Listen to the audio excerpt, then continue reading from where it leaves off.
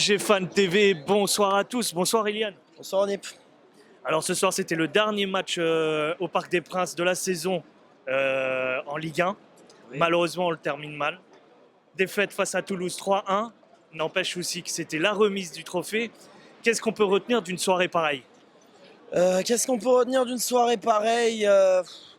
C'était la der des der pour pas mal de choses. Et ils ont réussi à la rendre nulle à chier. Qu'est-ce qu'on s'est emmerdé ce soir. Sur le match tu parles. Sur le match de merde. On en aurait cru, comme tu m'as dit juste avant, un match caritatif. Laisse tomber, c'était n'importe quoi. Alors équipe B qui joue. Alors oui, match sans enjeu particulier. Toulouse est déjà sauvé. Nous, on est déjà champions. Match qui sert à rien en fait. Mais Ils voilà. auraient pu, n'empêche, soigner la fin de saison. Écoute, ils auraient pu soigner la fin de saison, ils auraient pu soigner la dernière parce que c'était quand même la dernière de beaucoup de monde, de Mbappé, on va en parler juste après, mais surtout de Keylor Navas. Tu pars en légende, te queremos grande Keylor, te queremos para siempre, vraiment, vraiment merci, un grand merci pour tout ce que tu as apporté au club. La première finale, tout ce qui est apparu, c'est grâce à toi. Et pourtant, Leonardo, cet enculé, il est allé te ramener Donnarumma dans tes pattes. Voilà, donc non, franchement, merci à toi, Keylor. La dernière aussi d'un emblématique, notre numéro 1, Michel Montana.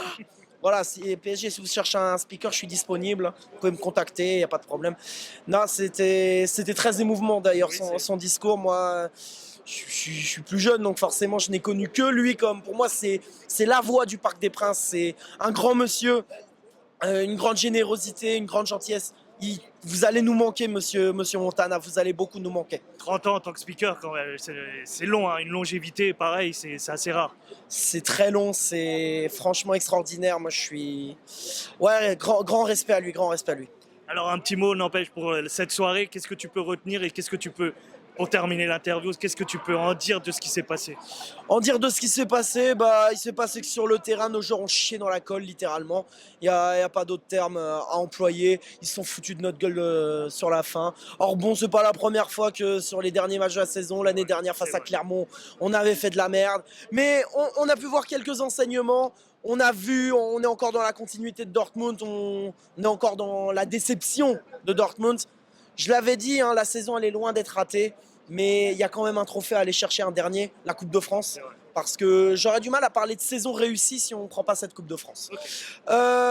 Sinon, qu'est-ce qu'il faut dire de plus? Je vois beaucoup de dingueries, que ce soit sur Mbappé, que ce soit sur l'ambiance au parc, que ce soit sur tout en fait. J'ai l'impression que comme cette année, vous n'avez pas eu de grain à moudre concernant le PSG, parce que ouais, il n'y a pas eu de polémique, il n'y a pas eu de bordel, il n'y a pas eu de tout ça. Hein.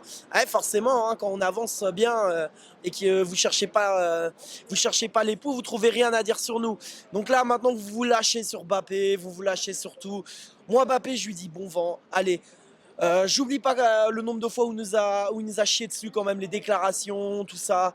Donc voilà, qu'il aille au Real Madrid, que nous comme ça on puisse avancer, ce serait quand même bien là.